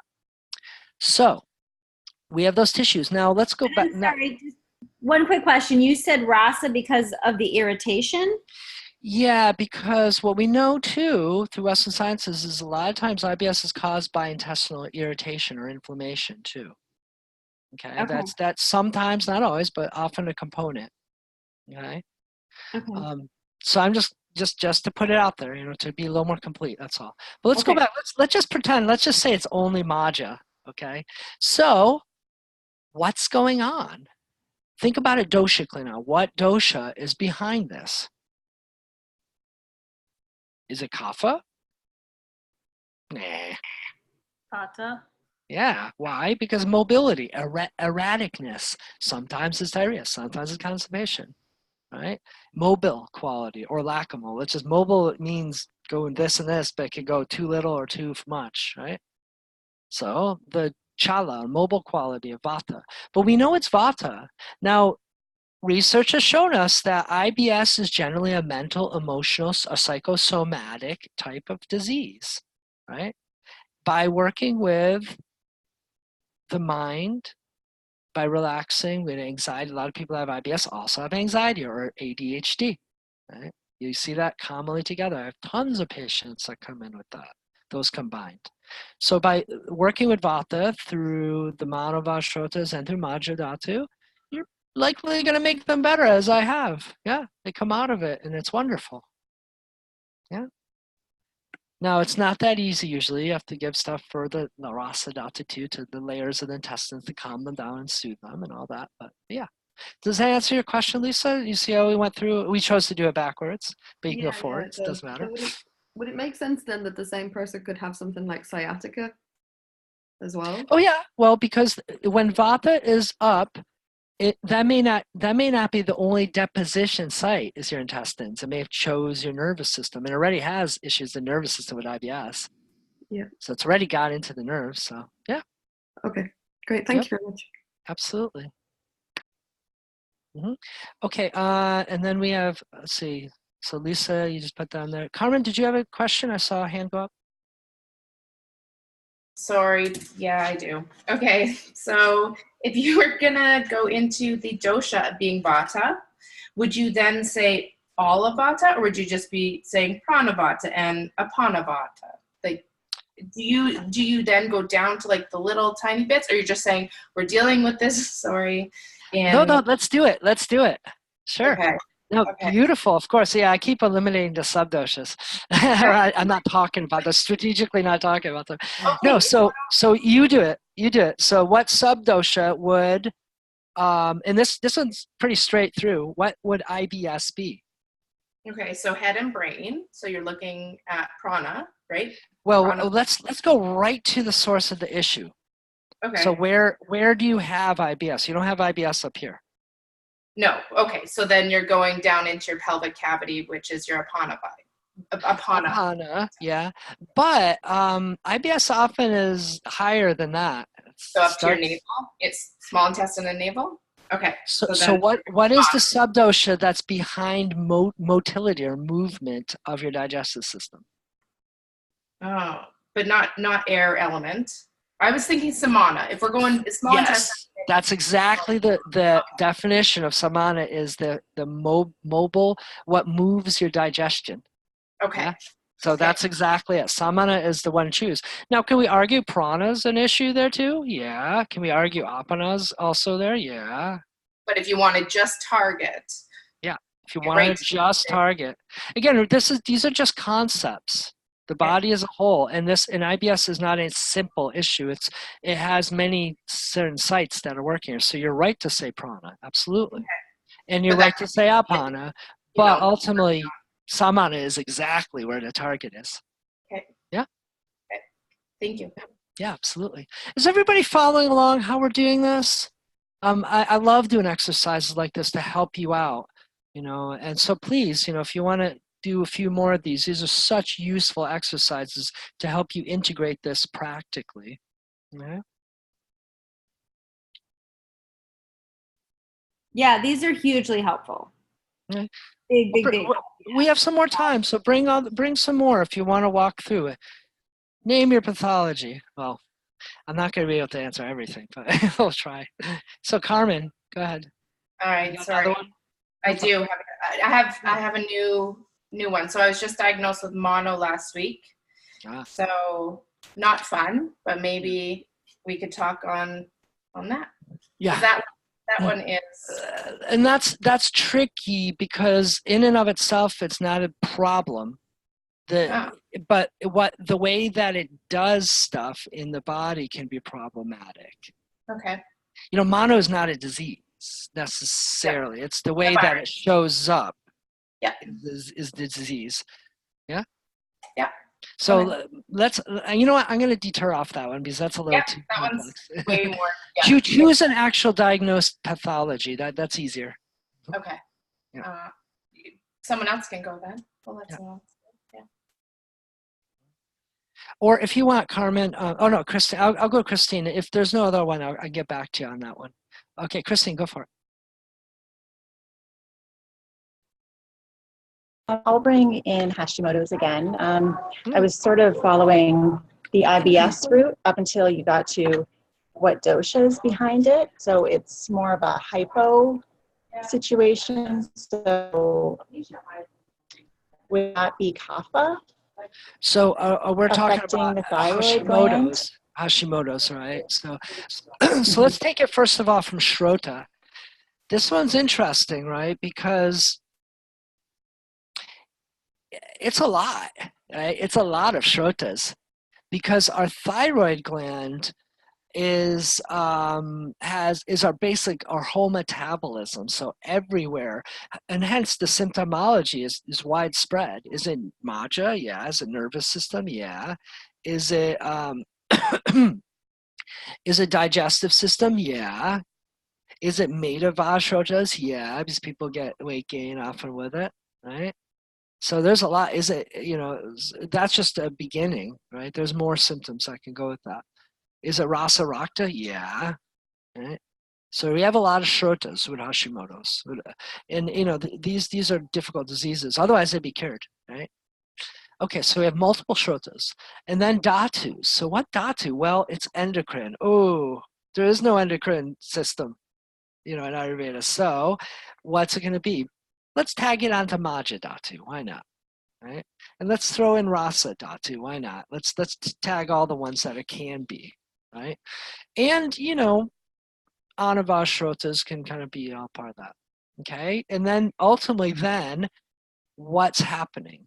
So doshically, let's think about it doshically, because modern science hasn't nailed it by thinking about it by system or by tissue, has it? No. So what can Ayurveda do? So doshas are a new concept here. So which doshas?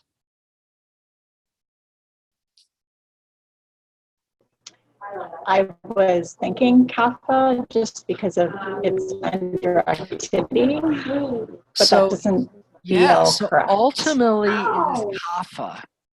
Again, I wish this was an easy one you chose, but this is good to do. It's actually all three. Why? Because initially, oftentimes people that get Hashimoto's get hyperthyroid and then it crashes and becomes hypothyroid, because all thyroid issues are immune system issues, or autoimmune issues, sorry. Okay, they know that now. And what autoimmunity is first there's vata that's pushing pitta, okay? And then once things burn out, they crash, like the thyroid gets inflamed and then it crashes. That's Hashimoto's, right? A lot of people don't have the hyperthyroid kind of intensity. So a lot of people I know that they just kind of pass through that really quickly. The thyroid then crash and they become hypothyroid from it. But the thyroid issues usually go through a cycle of hyper and then hypo, right? So all three doshas, but ultimately it lands in the field of kapha, right? Because now there's underproduction and there's kapha-like symptoms. So we have to treat it like that eventually with the low thyroid, the hypothyroid, yeah? Does it make sense? Does that follow through with you? Thank you. It's good food for thought. Okay, yeah, it's not easy, because it does involve all three, but you got to ultimately be dealing with kapha to some extent, unless they have all this other inflammatory issues and different autoimmune stuff. Then you got to deal with Vata Pitta pretty seriously. Yeah. That's what makes it difficult, and why it's an uncurable pathology necessarily. Yeah, Valerie, go ahead. This will be the last question. I'm going to say high cholesterol. Okay, yes. So, what do you think, Valerie? What shrotas? I would think rasa rakta because the blood is blood, and then also I don't know. Well, it affects the liver because it's like how the liver is digesting the fat. So meda. And the liver is the mula of what shrota? I have to cheat. Yeah, it's okay. Rakta. Rakta. Hey, look at that. Convenient, right? Yeah. So you're right on. Rasa Rakta. Let's keep it there. Okay. And you're going to target the liver, right? Right. So there you go. That helps already. That one's convenient. Now, let's step back then. What dhatu? I would think still rasa rakta, and then exactly. also the meda. That's the fat, right? Not Meda. necessarily. Not necessarily. Yeah, a little bit. I mean, yes, it is. The fat is being unprocessed there, but ultimately that's rasa still. It's not mature fat. Okay, it's like premature fat. It's before it becomes like stored fat. Let's say. Okay, just a little technicality of the physiology of it. Let's say. So rasa rakta still, and the liver processing the fat. The undigested fat, does that become ama? Well, what is high cholesterol? It is ama. Yeah, absolutely. That's a sign of ama, because it's improperly digested fat, improperly made fat tissue, right? Yep. So we got that, and then ultimately, what doshas? well, pitta, Mhm. because of the Pitta's- process of digesting the fat. Yeah, it is. Vata Yeah. as well. hmm And as well as it's going to be kapha too, because essentially Pitta and kapha? yeah, it's going to be manda agni that happens. Yeah, and you could argue it's from pitta, the water element, the pitta in a way, right? Again, Western science doesn't have a total cure for it, right? It doesn't. Right? We don't have a solution. We don't just give something, oh, it's cured. I've cured your liver. You never have it again. No. It's not like that, right? What are the medications of Western medicine targeting, like high cholesterol medication? They're basically your liver functioning for affecting that. So they're going right there. And that's what herbs that we would give would do the same thing. Okay. Yeah. So, Western medicines are most of the time very smartly thought through and targeted, right? But the whole medicine, the whole herb can do a lot more things and has a lot more intelligence than just something that's pinpointed. Yeah. It can hit at many angles that may be much more beneficial and useful. We use Googaloo for this a lot, and different kinds of Googaloo depending on what you need. And it works great. Right? It's a lot less side effects. The problem with Western medicines for these kind of issues is they do have a hell of a lot of side effects and can cause other issues over time. Right? So there's a benefit to that. But, can we necessarily totally cure it? Possible, some cases, in some cases not necessarily. Right? But we can manage it, sure. And high cholesterol isn't necessarily a disease in itself. It leads to diseases. It can. Right? Like heart attack, etc. Yeah. Okay, great. Thank you, everyone. I'm glad we had a chance to actually do these questions. Hopefully this allowed you to see how we apply this also and think it through, okay? And there's going to be more questions in your homeworks for you to think it through this way, okay? So keep challenging yourself. Go through those steps. And yeah, so 3 steps, and for y'all, we'll add the subdoshas too, okay? Think about it subdoshically too. Again, it's an exercise to train your brain to think about it this way, to help you to be a good strategist, a good diagnostician. Okay? It's nice to know about all the remedies, but if you don't know how to use the remedies, don't know when, where, why, how much to apply, then, it's like, first you got to learn that. And that's what this class helps you to get the terminology to even begin to do that. So thank you, everyone. And next week, just to make sure you know, Uma is going to be teaching, and she's going to go over what is technically class 8 for you, the kind of the elimination and or sorry, not elimination, but the women's kind of shrotas, as well as shukra, so male 2, and manava shrotas. Okay, and then I'll come back and teach in 2 weeks after that. I'm going to teach the class 7. And that's going to be the intake shrotas and excretory shrotas. Okay, and then we'll have completed them all. Okay, so just be wary of that little flip-flop. Okay, thank you all, and have a good evening or morning, wherever it may be for you.